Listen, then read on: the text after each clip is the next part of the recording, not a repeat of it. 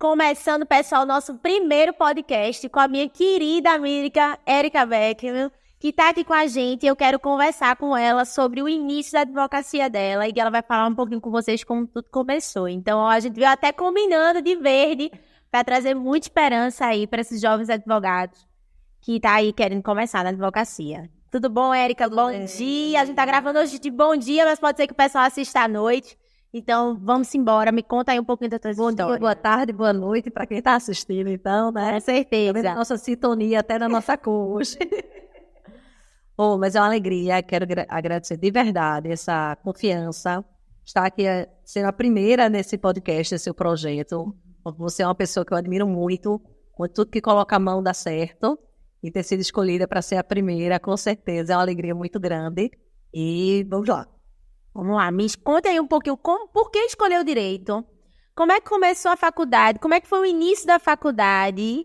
Me conta tudo. Tudo, não me esconde nada, nem para os meninos. Graças. Na verdade, eu tive uma história, estou fazendo esse ano 20 anos de advocacia.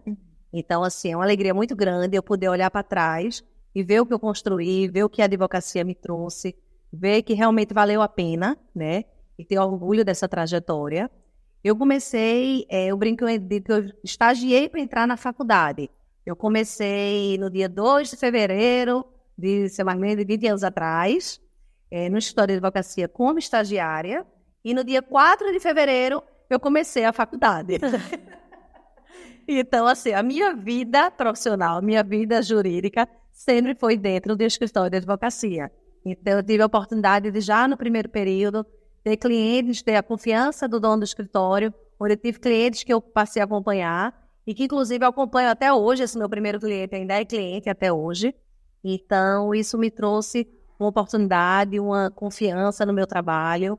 Eu pude não só ver a parte do direito na faculdade, mas eu pude principalmente pegar a prática de escritório. E com certeza isso, quando eu me formei, foi um diferencial muito grande para mim, com segurança, com profissional, e de saber o que eu já queria quando eu me formasse. Tá, mas tu tinha alguém na área, por isso que tu começou logo o estágio, ou foi uma coisa que foi acontecendo naturalmente? Na verdade, é o seguinte, a vida toda eu disse que eu ia ser médica. Ai, que delícia. Bem do nosso jeito, né? O sonho da minha mãe era ter uma filha médica, e eu acho que eu ia fazer isso. E fui vestibular para medicina. Não passei em medicina, passei direito, passei em fisioterapia. Direito eu coloquei como primeira opção, justamente porque eu tinha essa oportunidade de escritório. E fisioterapia como segunda. Quando eu comecei no escritório, foi quando um tio meu me chamou para ficar nesse escritório dele. E aí eu comecei a estagiar. E com menos de um mês de estágio, eu já cancelei minha vaga de fisioterapia para que eu pudesse ter o remanejamento da fisioterapia, tá ocupando aquela vaga. E aí eu já estava apaixonada pelo escritório, apaixonada por direito, já vi que era aquilo. E hoje realmente eu não sei, porque um dia eu quis medicina, mas Deus tem um plano para tudo e tenho certeza que foi a vontade dele que deu certo. Ai, amiga, eu acho isso bonito, sabe? Porque eu pensei em um determinado momento em sair do direito e ir para a gastronomia, porque eu não me encontrava no direito, eu não tinha ninguém na área, e eu dizia assim, meu Deus do céu, será que vai dar certo? Será que não vai dar? E eu acho lindo quem começa já e se encanta totalmente pelo direito, sabe? Isso é uma coisa que me encanta. Toda vez que eu converso com alguém, que alguém diz assim, eu já era apaixonada pelo direito, desde pequenininha eu era, eu espero que meus filhos já dizem assim. Pequenininha não fui, não. Mas me diz uma coisa, é uma coisa que eu sempre brinco. Hoje não, mas se antes tivesse a oportunidade do concurso e da advocacia, em algum momento tu cogitou esse concurso? Eu cogitei ao concurso quando eu tive meus filhos. Quando eu não tive a estabilidade da maternidade, quando eu pensei na minha... para você ter ideia, minha segunda filha, eu tenho um menino e uma menina, Gabriela, quando nasceu, ela nasceu uma semana antes do previsto. E eu tinha alguns prazos que eu estava programado, que o parto estava marcado para uma semana depois, e eu tinha algumas coisas ainda me organizando no escritório para poder ir para a maternidade. Foi quando a bolsa rompeu e uma semana antes eu tive que ter ela. E aí eu lembro que eu tinha um prazo de um recurso que terminar. Ela nasceu numa terça-feira, eu saí da maternidade na quinta, e eu tinha esse prazo para sexta-feira. Caramba! Então, quando eu cheguei em casa, eu virei à noite fazendo o recurso, terminando o recurso, entendeu? Então, assim, naquele momento eu disse, poxa, não é possível. Se eu tivesse feito um concurso, eu tinha agora várias vezes estabilidade, 4, 6, dependendo do que fosse. Sabe, então, nesse momento, algumas vezes eu pensei, mas, no geral, realmente a minha paixão e é o que eu me dedico. Mas, assim, também acho que você é muito de perfil, né? O perfil da pessoa, de você construir o seu nome, construir a sua trajetória, o que também não me impede de, lá na frente, mudar o rumo, né? Também não é uma coisa estática. Mas, desses 20 anos de advocacia, eu posso dizer que valeram a pena e que, de fato, eu não me arrependo de ter embarcado nessa, ter me dedicado. Outra coisa, assim, já entrando um pouquinho na minha especialização, né, minha especialidade, que é o direito das famílias, né? É uma paixão, como eu digo sempre. Eu gosto quando o cliente chega no escritório com a cabeça fora do pescoço, totalmente desesperado, já tem a caixinha de lenço lá, separada, e de repente você está vendo aquela pessoa, aquela vida reconstruída nas redes sociais, tudo regularizado, as pessoas começando novos relacionamentos, vendo as famílias sendo felizes, ou famílias que chegam no escritório com um alto grau de litigiosidade, e a gente consegue acalmar os ânimos e bora fazer da forma menos litigiosa, da forma mais saudável, da forma menos dolorosa. E aí você vê que esse trabalho dá certo, sabe? Isso me encanta e realmente, assim, é saber que no momento mais difícil da vida daquela pessoa, eu dei um pouquinho de contribuição, eu consegui trazer um pouquinho para junto e dar esse afeto, dar esse lado jurídico que a pessoa precisava. Isso, né, Érica? Que é o que eu digo sempre. Eu, durante um tempo, fiz família. Eu fiz o mestrado também em Portugal, como você sabe. Mas, assim, eu sinto que o direito de família tem muito recomeço. Você conseguir acolher a dor. Você falou uma coisa agora que me deixou bem... A gente já conversou sobre isso em outro momento, que eu digo sempre que a advocacia parece casamento. Se a gente não pensou em separar em algum momento, é porque a gente não ama a pessoa. Pelo menos em algum momento eu já parei assim, e disse assim, oh meu Deus, eu não tenho por que advogar, eu tenho que parar. Depois eu digo, amanhã eu vou atender tal cliente. E aí recomeça, eu acho que é o amor, e é que nem o direito de família tem muito essa situação dos altos e baixos, de você saber que você pode ser propósito na vida de alguém. Às vezes a pessoa chega no seu escritório, tá totalmente dilacerado por tudo, e eu conheço você atuando, eu sei o quanto você é empática. Já teve eventos de você chegar, a gente se encontrar e você dizer, olha, passei quase 4 horas. E eu sinto muito isso na Jovem Advocacia, de achar que a gente vai escalar o negócio de uma forma muito rápida. É uma coisa que eu falo sempre, não é fácil. Eu tenho 30 anos, esse ano eu paro de ser jovem advogada. Eu digo que os primeiros 5 anos, eles estão aí pra gente realmente virar a chave. Muita gente faz... Você conseguiu alcançar coisas graças e agora é muito fácil. Não é fácil. Para estar com você aqui na mesa com 20 anos de experiência, porque eu tive que sentar e estudar muito, conversar com muita gente. Então, qual é a dica que você deixa? Principalmente nos seus primeiros 5 anos, porque é outra problemática que eu quero que você fale, que as pessoas vão falar assim, que criticam. Porque ela tinha um tio que já era advogado, então foi fácil entrar no escritório. Só que só se esquecem que é uma responsabilidade dobrada, porque hoje, para estar aqui com você, muita gente me vê nos palcos, me vê brincando, mas é uma responsabilidade imensa para mim, porque eu tento me igualar a vocês, tento estudar ao máximo para estar com vocês. Então, como foi isso para ti? O entrar no escritório foi muito fácil, né? O problema é manter no escritório. Exato. E você manter, depois de você formada, você continuar no escritório até o momento que eu consegui, depois de 5 anos que eu já estava nesse mesmo escritório trabalhando, foi quando eu consegui abrir o meu escritório, né? O Becker Madeira Advogados. Então, assim, e que durante depois que eu abri meu escritório, também tem todas as dificuldades. Mas, assim, trazendo para a Jovem Advocacia, eu acho que eu sou de uma geração, se eu posso dizer assim, a geração que o processo era físico, a gente fazia carga de processo, a gente não tinha o clique no computador. Então, assim, eu sou de uma época de processo onde realmente a gente tinha que estar no fórum, a situação era bem diferente da situação hoje.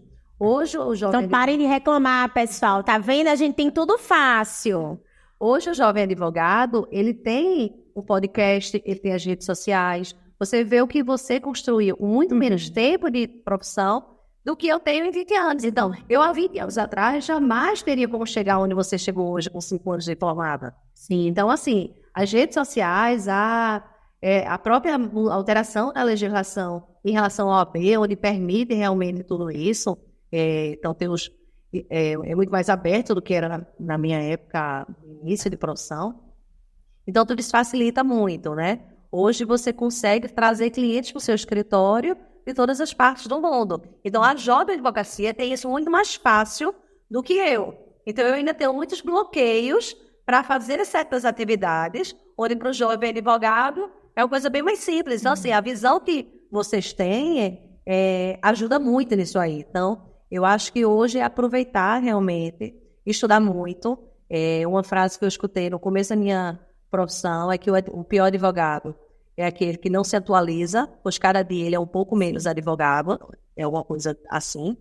E aí, de fato, eu acho que isso é uma realidade. Nós precisamos estar... E hoje em dia o advogado não adianta só estudar o direito material.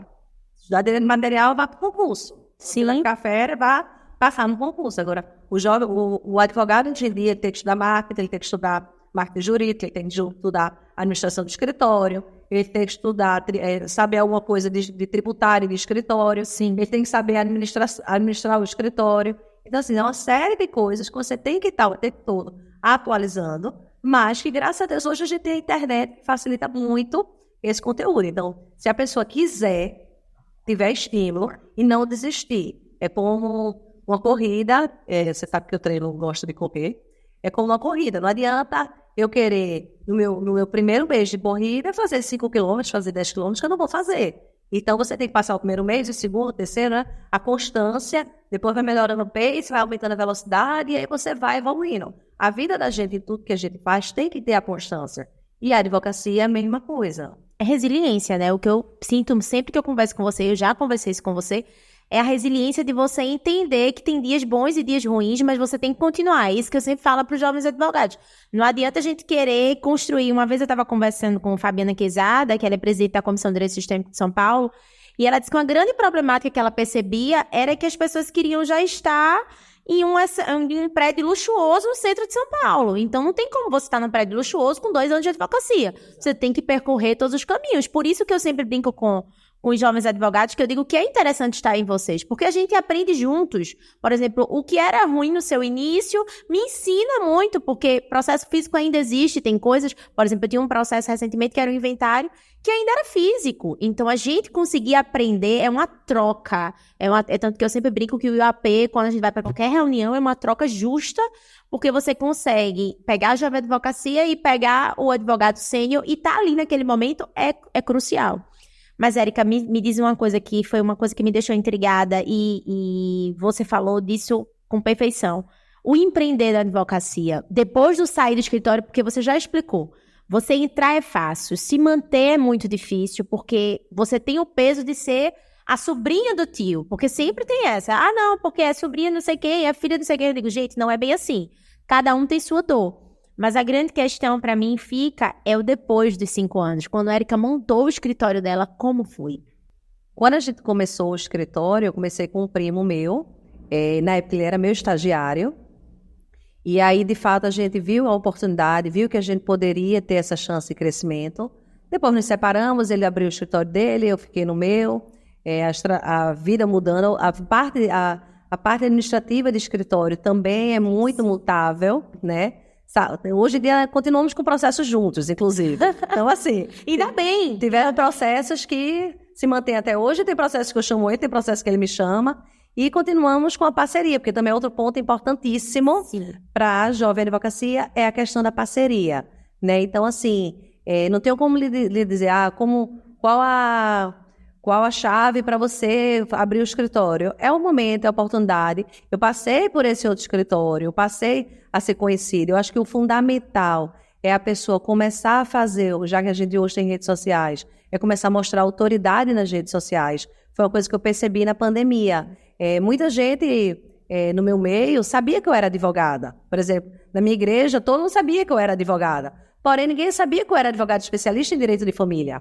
Essa parte da especialização passou a ser conhecida através das redes sociais, onde eu comecei a mostrar o que eu sabia, mostrar meu conhecimento, responder perguntas de um e de outro, ajudando. Hoje em dia, colegas de outras áreas, Érica, como é que eu faço? Hoje mesmo eu estava respondendo uma mensagem no WhatsApp de uma conhecida que não advoga em direito de família, mas estava com a dúvida e como é que tá atuando para uma sobrinha. E aí a gente ajuda, eu acho que faz parte dessa troca. Nunca a gente sabe de nada, é reconhecer isso, né? Saber que esse meu começo de escritório, estando dentro do escritório, foi fundamental para que eu criasse segurança no que eu sabia. Então, quando eu saí do escritório, eu já tinha 2 especializações, a minha terceira eu fiz depois. Então, eu já tinha 2 especializações, eu já me sentia muito mais segura do que quando eu saí da faculdade. Então, foi quando eu achei que esse realmente era o momento. Também tive apoio do pessoal do escritório, pude alugar uma sala no próprio prédio, mantive os clientes que eu já tinha. Então, assim, foi um recomeço, mas um recomeço já tendo feito o meu nome de alguma forma naquele início. Já tinha alguns clientes de partido pequeno, mas já era um cliente que me dava aquele mensal, né? E aí chegou realmente um momento que veio a pandemia. Com a pandemia eu pude ir para as redes sociais, pude perceber essa necessidade. E aí, de fato, eu passei a ser conhecida como advogada de direito de família. Érica, me tira uma dúvida. E outra coisa importante, sabe, Grazi? É essa questão da especialização. Eu acho fundamental. Comparando com um médico, se você tem um problema no joelho, você não vai querer ir para um clínico geral. Você vai querer ir para um ortopedista. E mais, você vai querer ir para um ortopedista especialista em joelho. Sim. Porque hoje em dia tem um especialista em joelho, em ombro, em mão.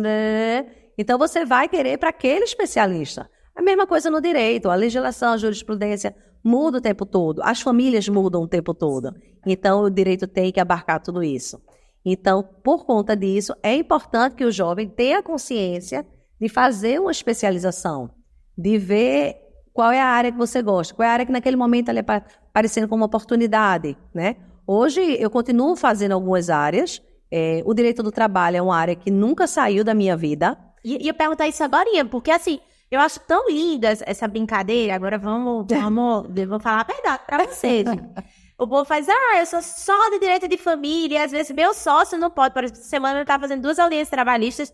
E aí o pessoal disse, mas Graça, você faz trabalho nisso? Gente, eu sou negociadora. Me botam lá na hora da negociação e diz, vai-te embora. Eu vou fazer o quê? Não, eu só faço família. Foi ótimo você tocar nesse ponto, Érica. Porque assim, eu já vi que você, em alguns momentos, você vai para as audiências trabalhistas. Todas as audiências trabalhistas do meu escritório, eu participo e faço questão de participar. Negociadora, né?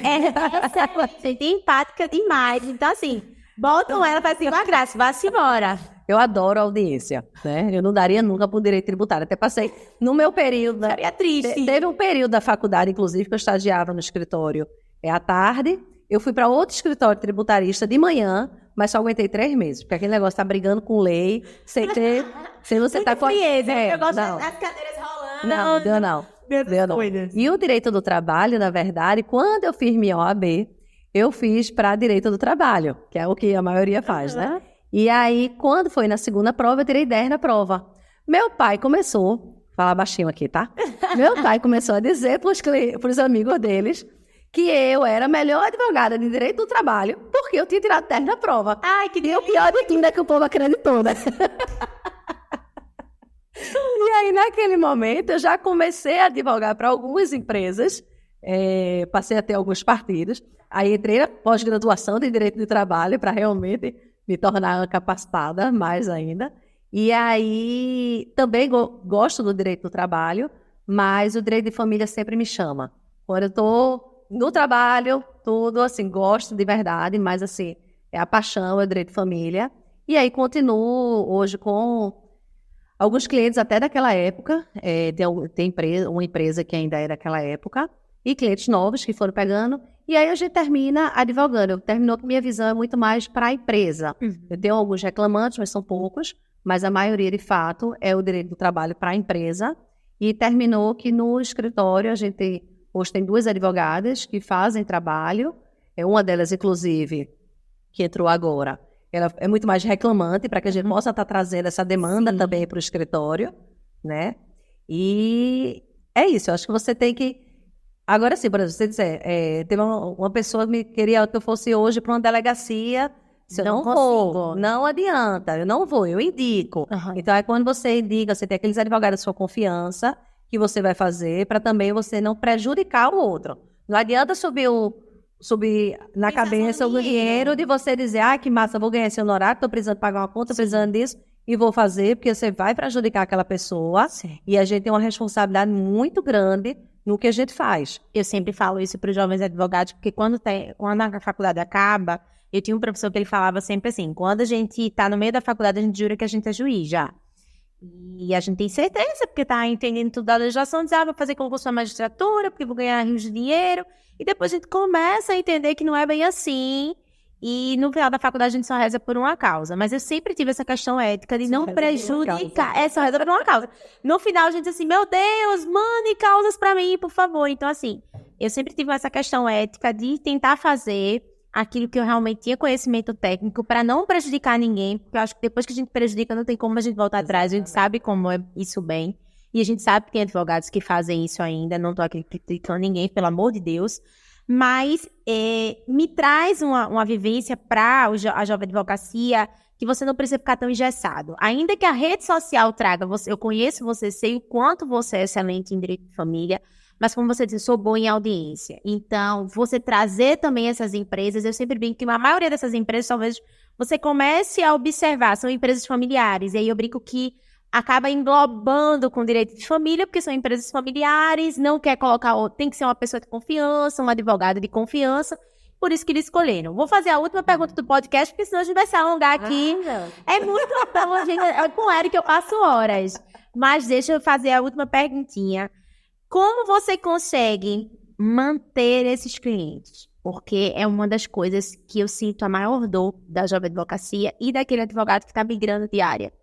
Porque eles dizem que é muito difícil a prospecção, tá? Que a gente não sente muito, eu acredito, como você falou no início, perfil. A gente tem um perfil, eu brinco que eu tenho um perfil de caçadora. Eu não gosto muito de ficar dentro do escritório, eu gosto de caçar cliente, eu gosto de conversar com gente. Então, a prospecção é uma dor e eu sinto, você pode me falar algo sobre a prospecção e como você conseguiu e consegue manter esses clientes até hoje, tirando a empatia, gente, que a Erika realmente, ela atende, se ela tiver que gastar 10 horas em um atendimento, e a gente sabe que isso é raro, que agora até na medicina mesmo, os médicos a gente senta e eles escrevem um receituário e é bem... eu acho assim, eu acho que a advocacia, ela não pode ser vista como, você nunca pode ver um cliente com mais um cliente de escritório. Essa é a primeira coisa que eu digo a todo mundo lá no escritório, aquele cliente que estava nos procurando, a dor dele é única. Aquela pessoa que está se separando, ela está passando por aquele momento, ela não quer saber se meu outro cliente está assim, se eu vou atender, se eu vou almoçar, se eu não vou. Ela precisa falar comigo naquele momento, porque ela está desesperada naquele momento. Então, eu tenho que ver aquele... Então, o direito de família termina dando muito mais trabalho nesse aspecto dessa atenção. Você muitas vezes termina não sendo psicólogo, porque não está fazendo desvio de função, mas você termina orientando muito, muito no dia a dia, além da parte jurídica. Então, o emocional termina ali tudo misturado, né? Então, assim, eu acho que a gente tem que ter primeiro a empatia do cliente, saber que ele não é mais um no escritório, a dor dele é única e tem que ser respeitada, tem que ser cuidada, tem que ter atenção. E que você tem que ter, tanto você como as pessoas do seu escritório, tem que ter o lado, o conhecimento jurídico para saber a melhor solução. Então, não adianta, eu sou boazinha, ninguém está me contratando porque eu tenho um sorriso bonito, porque eu sou loura, porque... Não, eu estou sendo contratada ali porque... Eles querem que eu resolva o problema, sim, né? Claro. Agora, para eu resolver o problema, também não adianta eu ter a frieza de achar, tá bom, então o cliente está ligando 100 milhões de vezes, você está vendo ali as mensagens, não vou responder, estou no final de semana, nesse momento eu não posso. Então, você dá um feedback e depois, o mais rápido possível, você volta a dar atenção para aquela pessoa. E isso é uma coisa que eu aplico não só no direito de família, é uma coisa que eu sempre apliquei no direito do trabalho, no civil. Então, assim, qualquer demanda que eu tenha, qualquer cliente que eu tenha, eu me esforço para enxergar ele como sendo o problema dele. Então, assim, não me interessa se aquele cliente pagou 10, 100, 1.000, 1 milhão, 20 milhões. Estou esperando isso aparecer, né? Por isso que você é diferenciada, porque eu digo, o cliente não é um valor, ele não é um número. E quando você fala para o cliente, acontece muito isso comigo, olha, não dá para eu falar agora, mas eu vou te responder. Isso traz para o cliente que você se importa com ele. Exato. Então, isso traz uma conexão. Eu estava lendo o livro das Armas da Persuasão e ele fala muito dessa questão da reciprocidade. Então, talvez seja por isso que você continua com esses clientes. Gente, então encerramos mais esse podcast, o primeiro podcast com a minha querida amiga. Muito obrigada por você ter vindo. Eu espero que a gente possa gravar muitos outros podcasts, tá? A Jovem Advocacia agradece, de verdade, por todo esse tempo que você tirou para estar aqui, o seu estudo. Gente, Érica daqui a pouco vai estar com a gente novamente em um dos nossos eventos, vai poder falar ainda mais para vocês. Então, eu só tenho a agradecer. A gratidão muito é minha. obrigada. Você sabe do carinho e admiração que eu tenho por você. Aprendo muito com sua jovem advocacia. É uma inspiração, de fato. E que os jovens que lhe acompanham possam estar realmente tendo você como inspiração. Eu tenho certeza que essa fórmula é infalível e vai dar certo. E o mais importante, a advocacia, qualquer coisa na vida, vai ter dificuldade. Vai ter problema, casamento tem problema, filho tem problema, tudo na vida tem problema. Mas a gente tem que persistir, a gente não pode desistir. E a gente tem que saber que lá na frente a gente precisa olhar para trás, como eu estou olhando hoje, com 20 anos de formada, e dizer, não me arrependo, valeu a pena, e ter orgulho de onde eu cheguei. Então, que isso possa acontecer com cada um de vocês. Sigam essa moça, que as dicas dela são valiosas. Já que mesmo eu, na velha advocacia, procuro seguir também. Aprendemos juntos, pessoal. Como eu digo, um big beijo para vocês. Fiquem com Deus. Tchau, tchau. Obrigada, Graça.